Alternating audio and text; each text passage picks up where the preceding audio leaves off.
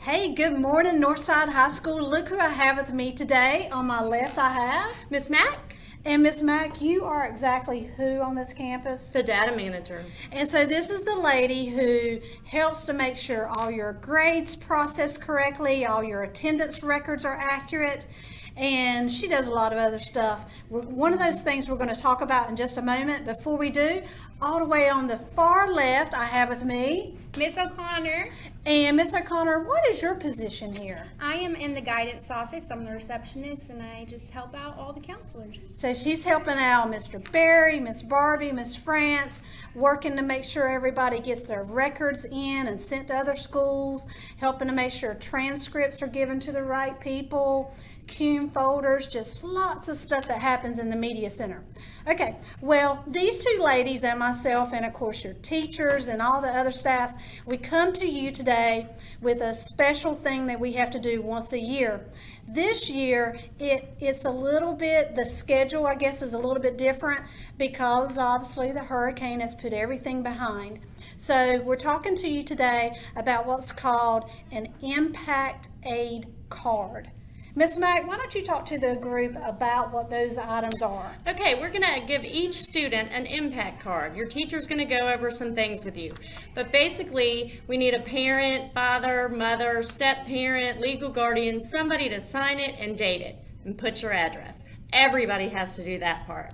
Then, if your parent is active duty military, not retired, but active duty, we need them to fill out Section A, make sure their rank and branch of service is there. Thanks. All right. If your parent is not active duty military and they do not work or report on federal property, the card must have a box checked and signed and dated. Don't forget that. If your parent is not active duty military but works on federal property, mainly on the bases in North Carolina, the card must have entire Section B filled out and it must be signed and dated. Again, we don't want to forget that. These addresses could be the same or they may be different. Directions are going to be on the back for your parents to follow. Okay. So we plan to maybe make additional videos helping to guide you on best practices, but we wanted to send out this first video on this first day, kicking off the federal cards or the Impact Aid cards. You may hear them called both the same name. It can be a little confusing, but let your teacher guide you through this. All staff participated in a staff meeting last week on Thursday, and they learned all the answers to your questions, and anything they don't know, they will find out from the experts here at this table, Ms. O'Connor and Ms. Mack. They will find out, and we will get back with you. So that's probably enough for today. Once again, we're going to have some special, I guess, incentives for students. Anyone who brings back their card tomorrow. So we'll have an incentive for anybody who brings back their card tomorrow on Wednesday. We have a special thing. We're not going to tell you what it is. You got to earn it first. Okay. And then we will definitely want 100% of the cards returned by Friday. And so if you do it by Friday, let's say you didn't make Wednesday, but if you do it by Friday, we have a different incentive. I think you're going to enjoy that. But I'm just going to leave you in anticipation of what those incentives are at this point in time. It's going to be good. I hope you don't miss out. So have a great Tuesday, and don't forget, bring your federal card back signed and dated in the appropriate spots tomorrow on Wednesday in order to get the first incentive. Have a great day.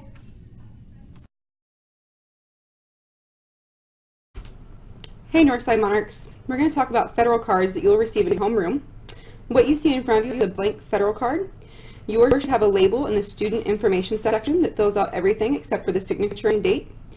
The person who signs the card must write the date, and we advise that you fill it out in pencil. The first example you see in front of you, again, it's written in red ink, but we advise that you fill it out in pencil in case there are any things that need to be changed. If you are active duty or have a parent that's active duty, they will fill out Section A with the name, rank, and branch of the active duty member. If, for example, your father is active duty but he's currently out of the city or deployed, your mother can fill out the information and then sign her own signature and date it. It's extremely important that the date not be prior to November 13th. The next example that you see in front of you is if your parent is not active duty, but they report to base each day. They will fill out their name, the company that they work for, and then there are two address sections. The first address will be for the address that the company is headquartered at.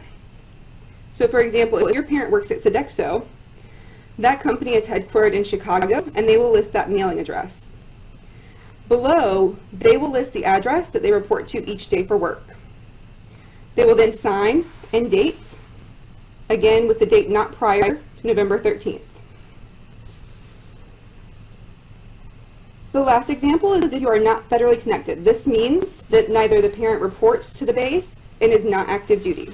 All they will do is check box C and then sign and date.